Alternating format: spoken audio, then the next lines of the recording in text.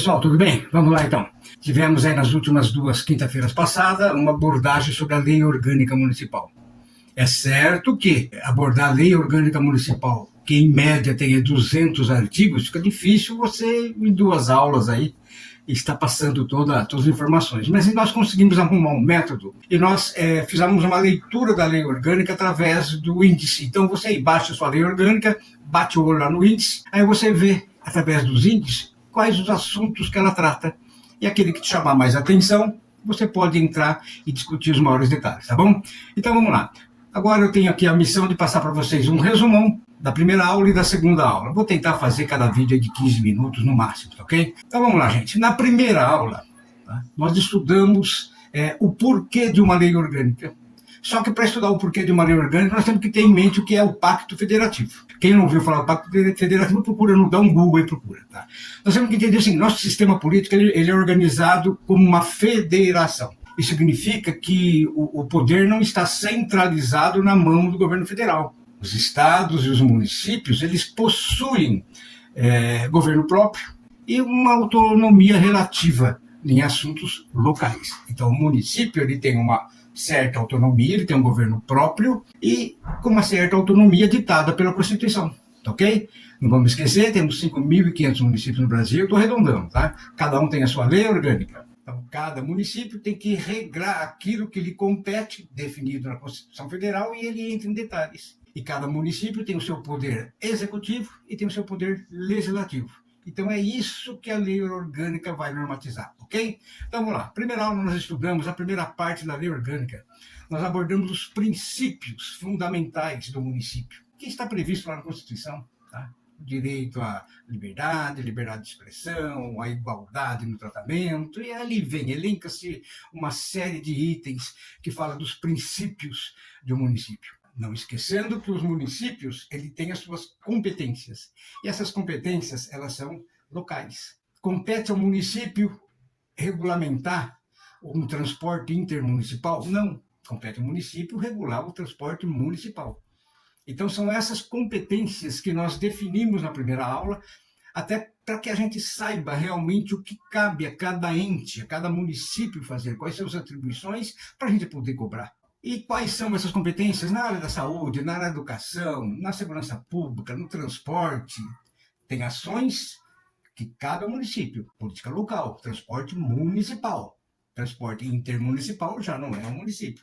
Então não tem como você querer fiscalizar uma lei que trate de regulamentação de transporte intermunicipal numa lei municipal. Após a gente abordar os princípios fundamentais da organização do ente município, nós partimos para a organização dos poderes municipais, que são dois, o poder legislativo e o poder executivo. No poder legislativo, nós mostramos os tamanhos das câmaras municipais. Lá no artigo 29 da Constituição fala e define quantos vereadores tem em cada município. Vai depender da população. Então começa lá, município com até 15 mil habitantes, pode ter 9 vereadores.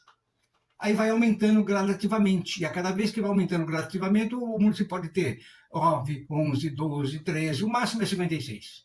Agora, isso é o máximo. Isso quer dizer o seguinte, um município com uma determinada faixa de população, ele pode ter lá 19 vereadores, isso é o máximo. Ele pode ter 17, 16, 15. Por isso que em muitos municípios, quando a gente compara, o município com a mesma quantidade populacional, tem câmaras com quantidade de vereadores diferente, mas tem que respeitar o máximo. E não vamos esquecer, gente, nós temos 5.500 municípios no país.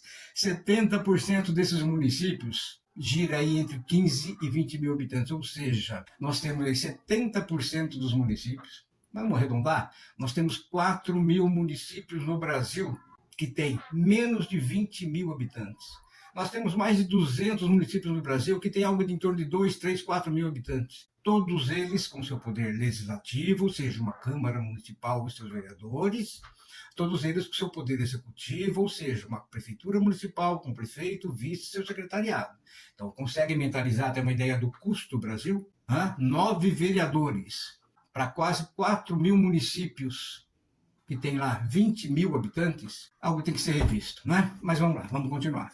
Depois, no Poder Legislativo também nós estudamos e vimos qual o custo dele, né? Quanto que custa uma Câmara Municipal, quanto que custa um vereador, Quanto que custa a sua assessoria? Qual o limite de gastos que uma Câmara pode ter? Por que a gente vê essas câmaras municipais que são verdadeiros palácios, tá? Com carros blindados, tá? Com equipamento de informática de última geração? Tem Câmara que tem vereador aí que tem 3, 4 assessores. Quem banca isso somos nós. E qual que é o limite desses gastos? Nós entramos nos detalhes para você saber qual o limite de gastos do seu município. E não esqueçam, Câmara não tem receita. Câmara é só gastos.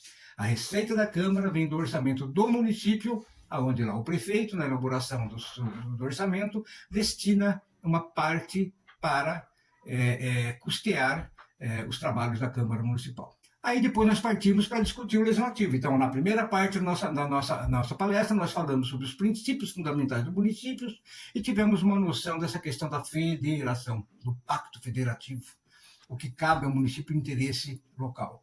Abordamos, na parte da organização dos poderes, o poder legislativo. E agora nós vamos falar do poder executivo, porque cabe ao município se auto-organizar.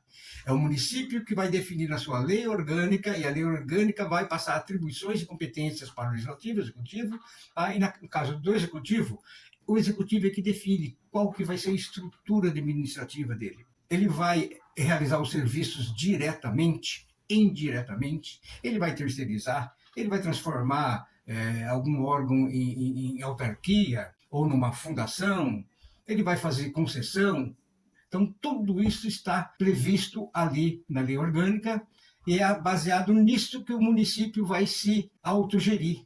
Ele vai criar sua estrutura. E também mostra nessa parte do executivo o que cabe ao município de criar na parte de legislação tributária e de ordenamento territorial, que foi a segunda parte do nosso bate-papo. Concluindo, então, tentando fechar essa questão da nossa primeira etapa do nosso bate-papo sobre lei orgânica, nós falamos sobre a importância da governança e governabilidade, porque é isso. A lei orgânica, ela propicia aos poderes executivo e legislativo do município, já que no município não tem poder judiciário.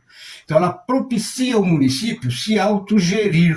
E, para isso, prefeito, nós estamos agora falando do executivo, ele precisa ter a governança e a governabilidade. E o que é isso, governança e governabilidade? Governança é a capacidade técnica que o prefeito tem de gerenciar uma cidade.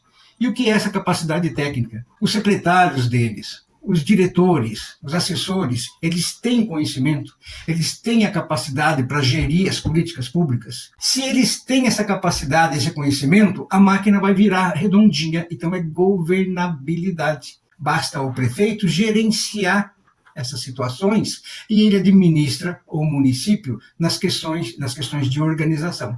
E a governabilidade? Se a governança é a capacidade técnica, a governabilidade é a capacidade política. O prefeito está lá com a sua estrutura administrativa, tudo andando que nem um reloginho. Mas a governabilidade, ela prevê o quê? A capacidade política. Como é que o prefeito se dá com a Câmara Municipal? Ele tem a maioria na Câmara Municipal? Ele conversa bem com essa Câmara Municipal? Como é que o prefeito se dá com o seu eleitorado, com a população? Ele teve a legitimidade, ele teve uma votação boa que dá legitimidade para ele falar: estou com a outorga e eu vou comandar isso aqui. Como é que está o prefeito em relação ao relacionamento dele com as entidades organizadas no município, as ONG, as entidades assistenciais? O prefeito tem que estar caminhando em conjunto, porque tem políticas públicas que são feitas em conjunto com o município. Algumas entidades de assistência a idosos, portadores de deficiência, elas precisam da parceria do governo, e o governo municipal precisa da parceria.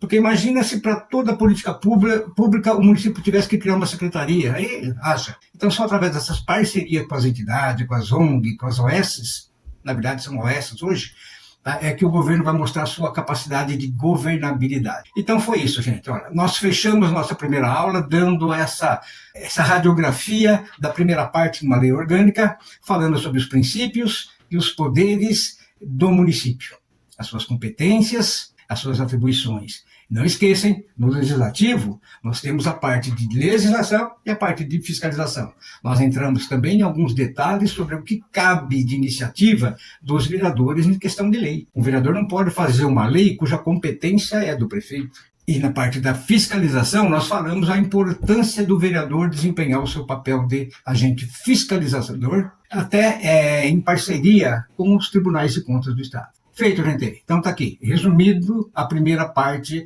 da nossa aula, que foi de quinta-feira retrasada.